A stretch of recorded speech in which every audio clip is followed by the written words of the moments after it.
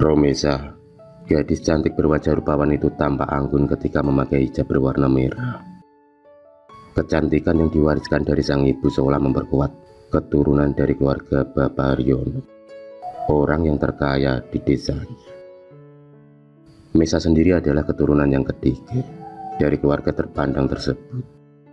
Sebagai salah satu keluarga yang dihormati, Romesa atau yang akrab dipanggil dengan Mesa itu mau tak mau harus menuruti aturan keluarga besarnya.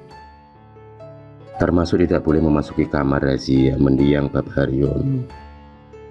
Semenjak masih hidup, Pak Haryono mempunyai aset-aset yang nantinya dihadiahkan kepada anak cucunya. Tahun ini usia Mesa sudah menginjak 20 tahun. Usia yang menginjak dewasa itu dipergunakan Mesa untuk mempelajari aset-aset almarhum kakeknya. Tak hanya pabrik gula, Romesa juga diwarisi beberapa rumah kontrakan yang terletak tak jauh dari rumahnya. Disinilah kisah mistis itu berawal. Ketika ibunya membawa Mesa menuju salah satu kontrakannya, rumah berukuran 4x6 itu terlihat mistis. Banyak rumput ilalang yang tumbuh subur di sana. Pohon pisang dibiarkan terbengkalai dan tak terurus. Di samping pohon pisang, ada beberapa pohon bambu yang rimbun, menambah aura magis begitu kental di rumah itu. Meski ayahnya sudah berulang kali menata dan merapikan tamannya, tapi tetap saja rumah itu sangat berbeda dengan rumah kontrakan yang lain. Cerita seram yang berembus dari mulut ke mulut menjadikan rumah itu tak berpenghuni. Meski dengan tinggal secara gratis pun, tetapi tetap saja tak ada orang yang mau menghuni rumah tersebut. Suatu malam, Romesa ingin pergi keluar untuk sekedar mencari udara segar. Dengan santainya Romesa menelusuri jalan dan kedua matanya masih fokus di depan layar HP. Tiba-tiba dia merasakan ada yang mencoleknya dari belakang. Dengan cepat, Romesa pun menoleh dengan cepat pula. Sosok yang di belakangnya menghilang. Pada saat itulah kedua matanya tertuju pada bayangan putih yang ada di rumah kontrakannya. Bayangan itu seakan melambaikan tangan pada Romesa.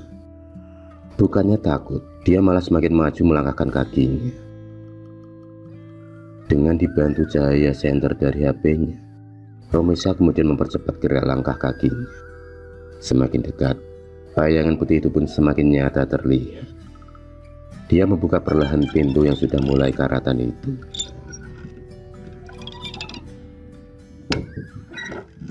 Pengap dan bau anyir menyeruak di hidung, sampai-sampai Mesa tak kuat dan ingin muntah. Segera dia lari ke kamar mandi, dan sesamanya di sana, alangkah kagetnya Mesa ketika melihat banyak percikan darah segar berceceran di lantai. Mesa pun menjadi ketakutan, tapi dengan cepat Romesa menutup mulutnya dengan kedua tangannya, karena dia yakin tak akan ada orang yang mendengar ceritanya. Dengan tenang, dia pun kemudian menelusuri jejak percikan darah-darah itu, dan ternyata darah itu pun berhenti di kamar tengah. Mesa kemudian berusaha membuka pintu tersebut, tapi sialnya pintu itu terkunci. Dia kemudian memutuskan untuk keluar dari rumah itu dan ingin mencari tahu besok paginya. Mesa pun berjalan mundur, tapi baru saja melangkahkan kakinya, tiba-tiba ada suara aneh yang mengusik telinganya. Lebih tepatnya suara itu mirip kaki kuda yang sedang berjalan.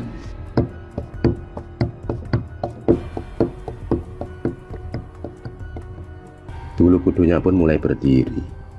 Meski Romesa adalah gadis pemberani, tapi dia hanyalah manusia biasa yang juga mempunyai rasa takut. Apalagi berada di rumah yang terkenal wingit itu. Jantungnya semakin berdetak kencang. Lututnya seolah tak bisa digerakkan. Saat berjalan mundur itulah jantungnya seakan berhenti berdetak saat melihat sesosok pocong dengan wajah yang menyeramkan. Bola mata yang terlepas dari kepala lengkap dengan lidah menjulur keluar. Seketika itu matanya terasa buram, badannya lemas dan tak berdaya. Dia pun tergeletak di lantai, dan keesokan paginya dia ditemukan dengan keadaan pingsan. Tangisan sang ibu pun pecah saat mengetahui tubuh Romesa penuh luka cakaran dan membiru. Mesa segera dilarikan ke rumah sakit terdekat. Tapi anehnya luka yang ada di tubuhnya mendadak lenyap dan tak berbekas. Bahkan, dia tak bisa mengingat kejadian yang dialaminya.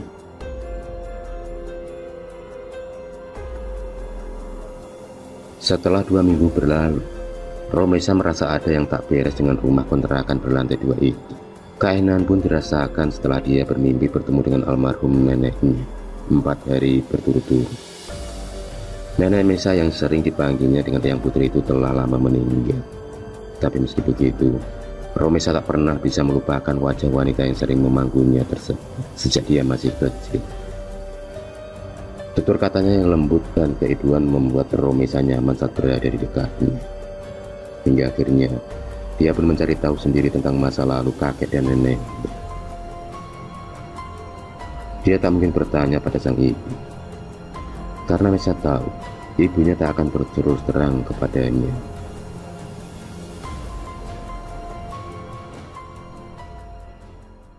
Berbulan-bulan Mesa mencari tahu tentang masa lalu keluarganya. Dalam keadaan yang serba semrawut, diam-diam ada seorang yang selalu mengawasi gerak-geriknya. Begitupun Mesa, yang merasa tak nyaman karena sering dibuntuti laki-laki tinggi besar dan berkulit hitam, yang lambat laun diketahui bahwa laki-laki itu bernama Pak Kamil, sopir sekaligus orang kepercayaan almarhum Pak Haryono. Pak Kamil sendiri sampai sekarang masih setia dengan keluarga Pak Haryono dengan menjadi tukang kebun. Mesa kemudian mendekati Pak Kamil untuk mencari tahu kejadian masa lalu kakeknya. Meski berat hati, Pak Kamil kemudian mulai menceritakan kejadian 30 tahun yang lalu. Kejadian yang bisa dikatakan aib untuk keluarga Pak Haryono. Akhirnya satu persatu pun terkuak. Dikisahkan, sewaktu masih muda Pak Haryono adalah orang yang kaya, tampan, dan berbadan atletis. Demikian juga Bu Hanum, istri Pak Haryono. Meski anaknya 3, tapi Bu Hanum mampu menjaga dan merawat kulitnya agar tetap kencang dan berisi. Suami istri ini begitu bahagia dengan rumah tangga yang mereka jalani. Tapi setelah kedatangan Minarti, gadis desa yang melamar menjadi PRT di rumah Pak Haryono. Gadis polos dari desa itu adalah wanita yang kalem dan lembut. Maka tak heran ketiga anak Bu Hanum menjadi sayang kepada Minarti, termasuk pada ibu Romesa. Hari berganti hari, bulan berganti bulan.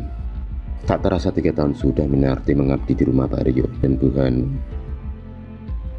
Bu Hanum terlalu sibuk pada kegiatannya di luar rumah hingga melalaikan tugasnya menjadi seorang istri. Dia sering melakukan traveling keluar kota bersama teman-temannya. Pak Haryono yang merasa kesepian hanya bisa merokok dan menghabiskan waktu di malam hari dengan menyendiri. Di dalam kesepian itulah Minarti selalu hadir memberi warna dan melayani Pak Haryono. Benih-benih cinta pun mulai bersemi pada dua insan yang terlanjur mabuk bayang itu. Sepandai-pandainya topeng melompat, pasti akan terjatuh juga. Dan sepandai-pandainya bangkai ditutupi, pasti akan tercium juga. Pak Haryono tak bisa mengelak lagi dari rasa cinta itu.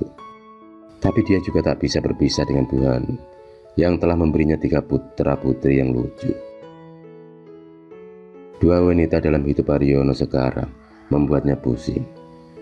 Bu Hanum wanita cantik dan manis, tapi Minarti juga wanita lemah lembut yang selalu melayani Pak Haryono dengan baik. Dalam kebimbangannya itu, maka diputuskanlah untuk menikahi Minarti secara siri, meski tanpa persetujuan dari Bu Hanum. Keputusan itu membuat Bu Hanum menjadi murka. Maka secara diam-diam Minarti disempatkan di rumah khusus yang sekarang dijadikan rumah kontrakan oleh keluarganya.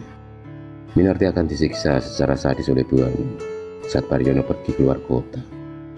1 tahun kemudian Minarti ditemukan meninggal di rumah kontrakan milik Pak Haryono. Kematian yang tak wajar itu membuat keluarganya bertanya-tanya. Dan setelah kematian Bu Minarti, Bu Hanu menjadi pendiam dan mengalami gangguan mental.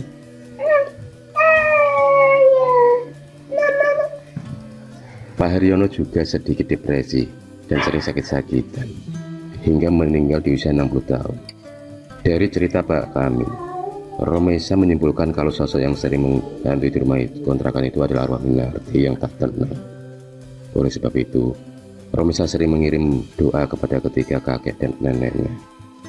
Sampai sekarang rumah kontrakan itu tetap tak berpenghuni.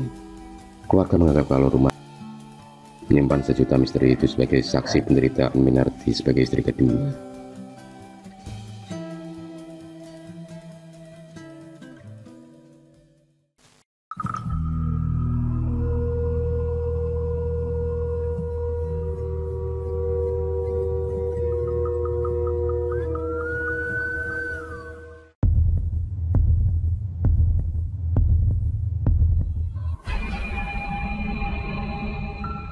Terima kasih sudah menonton video cerita bergambar ini. Klik subscribe untuk terus mendapatkan video-video cerita bergambar selanjutnya. Semangat berkarya.